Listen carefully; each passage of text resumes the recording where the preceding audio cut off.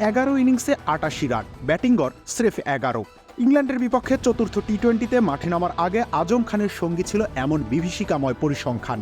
মাঠে নেমে সেই বিভীষিকা অবশ্য আরও বাড়িয়ে দিয়েছেন তিনি, আউট হয়েছেন কোনো রান না করেই। ফলে এখন তার ব্যাটিং গড় নেমে গিয়েছে এক অঙ্কের ঘরে। সেই সাথে সমালোচনার পারদ তরতর করে উপরে উঠতে শুরু করেছে।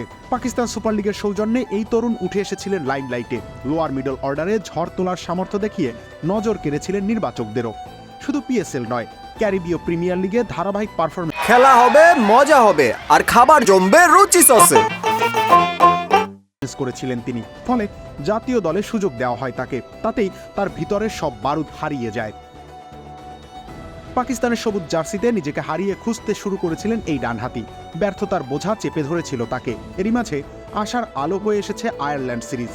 পরপর 2 ম্যাচে সংক্ষিপ্ত তবে চোখে পড়ার মতো ক্যামিও খেলে প্রত্যাবর্তনের ইঙ্গিত দিয়েছিলেন তিনি। কিন্তু ইংল্যান্ড সিরিজে আবারও ব্যর্থতার বৃত্তে ফিরে গিয়েছেন এই ব্যাটার। দ্বিতীয় টি-20তে 10 বলে 11 রান করার পর চতুর্থ ম্যাচে করলেন 5 বলে 0। আইরিশদের বিপক্ষে 2 ম্যাচ বাদ দিলে অবশ্য পুরো ক্যারিয়ার জুড়েই এমন পারফরমেন্স দেখিয়েছেন তিনি। বাবা কিংবদন্তি মঈন খান সেজন্যই ছেলে জাতীয় দলে এসেছে শুরু থেকেই আজম খানকে নিয়ে এমন ব্যঙ্গ বিদ্রুপ বাতাসে ভাসত, আর সেটা ডালপালা মেলে আরও শক্ত অবস্থান নিয়েছে। এখন ধারাবাহিক ব্যর্থতার পরেও বিশ্বকাপ স্কোয়াডে তাকে রাখায় নির্বাচকদের দিকে আঙুল তুলেছেন পাকিস্তানের ক্রিকেট প্রেমীরা। যদিও বিশ্বমঞ্চে এই হার্ড হিটারকে এক্স ফ্যাক্টর হিসেবে দেখছে পাক ম্যানেজমেন্ট।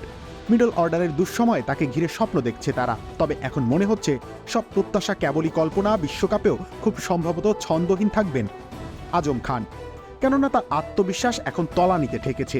অবিশ্বাস্য কিছু না ঘটলে এখান থেকে ঘুরে দাঁড়ানো প্রায় অসম্ভব। রবিউল ইসলাম রনি, খেলা 71।